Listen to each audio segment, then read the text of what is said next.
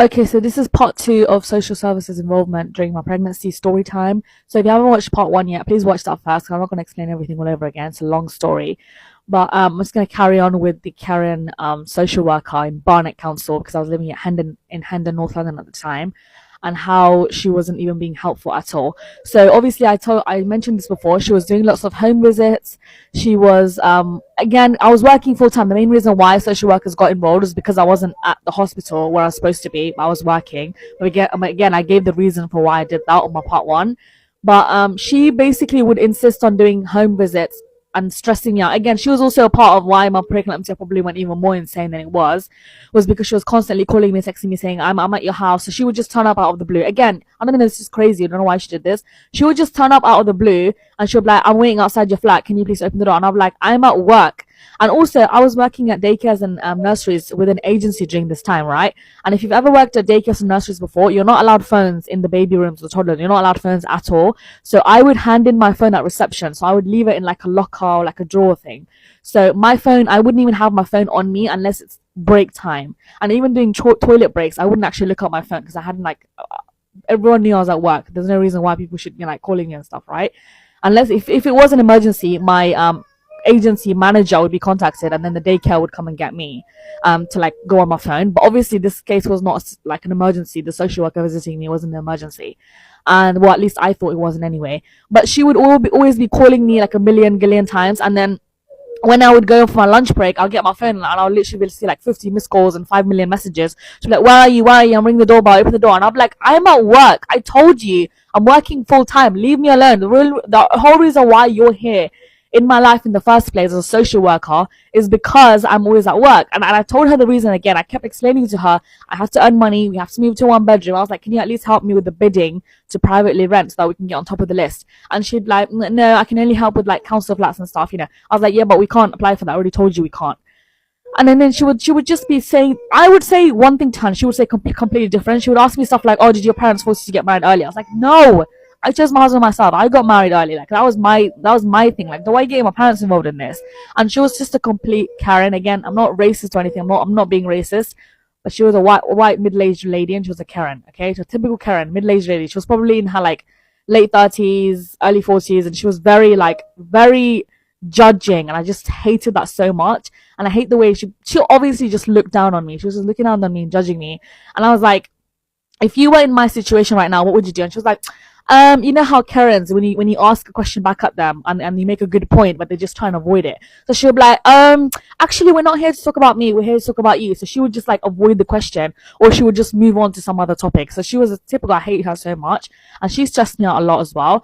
Thank the Lord she was only involved like for the first month, because like we got a flat. We did, thank goodness, we got a flat in Paddington, which is where I'm originally from. We had to move here because my parents live close by and we needed them to help out with like childcare and stuff. So we had to move back next to my parents. And once we moved to Paddington, the social workers got changed to the city of, because obviously my council is now City of Westminster. So their social services people, they got involved. So thank the Lord they handed me over, or my case over, to someone else, and she was much better. She was a lovely Pakistani lady, and I think she was mixed race, but she was mainly Pakistani, and she was lovely. And then the way she dealt with it was so much. She understood exactly what happened, and I did have to have, so even when I was having my C-section, like I had to have an emergency C-section when I was 8 months pregnant. The lady, the Karen lady, the social worker, she was there at the hospital. Like she had to be there, which is crazy because I did get that I was putting my baby at risk by not like discharging myself from hospital. But I guess that was their requirement, I guess. But they had to make sure the baby was safe. And I was like, what do you think I'm gonna do? Eat her? Like what the hell? And I clearly saying, I was like, obviously the pregnancy was unexpected, but I'm not gonna put my baby in harm. Like not after she was born anyway. Like I was going on maternity leave, and because I was only working with the agency for about 7-8 months, I wasn't actually qualified for my actual company's maternity pay, so I had to get statutory maternity pay, which, if you know, it's like crap money. It's basically like lower than minimum wage, I'm sure. And my agency pay was actually quite decent, but I wasn't getting that pay during maternity leave. But regardless, I'm not, after having a C-section, I'm not gonna go back to work, duh. And obviously, after my baby was born, I am gonna take care of her, obviously. like stupid. Like, of course I'm gonna take care of her, but they were basically treating me as if I was gonna like leave her and just go back to work. It's just stupid. Like after my daughter was born, so they had to be there whilst I was having my C-section, which was crazy. And I hated the Karen lady. Imagine seeing the stressed out Karen lady who's judging you all the time, what right before you had your C-section. And obviously there was still, I don't know if they still do, but they were following the COVID protocols, which meant that only like you can only have one birthing partner. And obviously I chose my husband, so my mum wasn't even allowed to see me when I was having my C-section.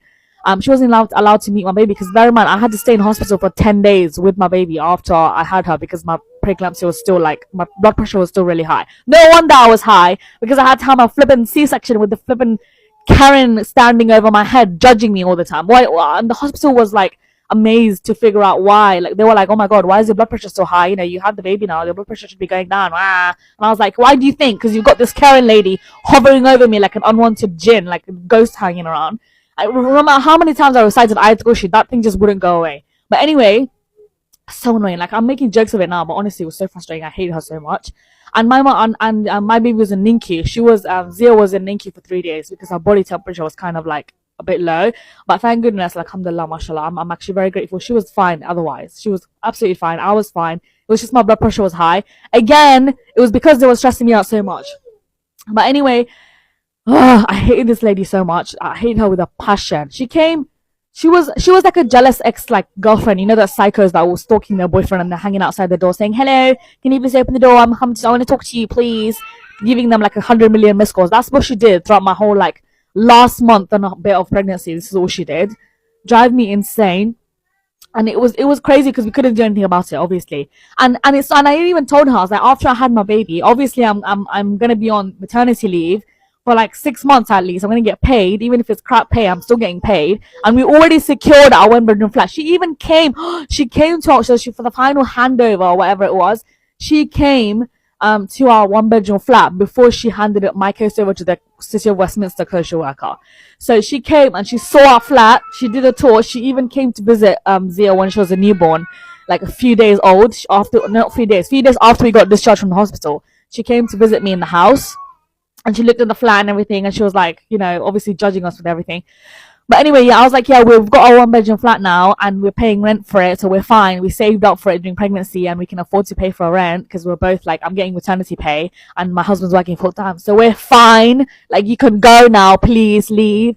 But the lady was still like, you know, obviously I'm going to be staying at home taking care of my daughter for at least the first 6 months. And any appointments that I had for her when it comes to her health, of course I'm going to prioritize that because I have nothing else to do. It was my job to stay at home during the first 6 months anyway, whilst I was getting statutory it's called maternity pay for a reason, because you're being maternal. But anyway, yeah, of course I'm going to do that. But they were like, oh, we just want to make sure that after she's born, you are taking care of her. And I was just like, the issue wasn't because like, oh, I didn't like, you know, I wasn't like being going to be abusive to my child. Of course not. It was the main reason was because of the flat, and which the flat that we already got in, and the lady did come to see it. And while she was at the flat, yeah, oh my god, this lady made my life so difficult.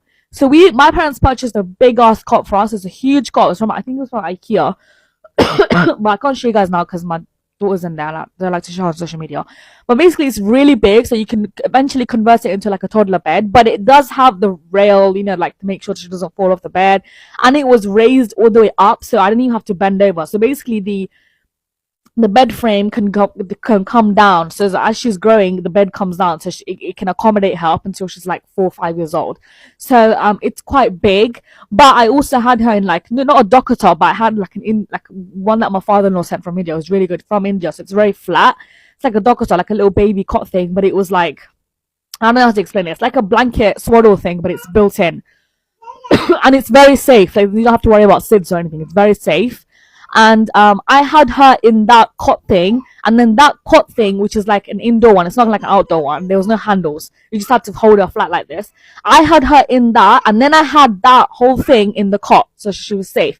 And when the social worker came, she was looking around my flat, obviously be judgmental. She looked at my cot and she goes, "That is so big, I don't think it should be a baby in there." I was like, she's not in there directly, clearly, can you not see? And at this point, I was so fed up with her, I actually got rude to her. I was like, "Can you not see? She's not in there directly. She's in a docker sort of thing, and then she's in the cot." And she was like, "Yeah, but I still don't think that's safe. I think you should go and get her another, like, bassinet thing." I was like, "And who's going to buy that?" I think I'll have to know another part. This is so long.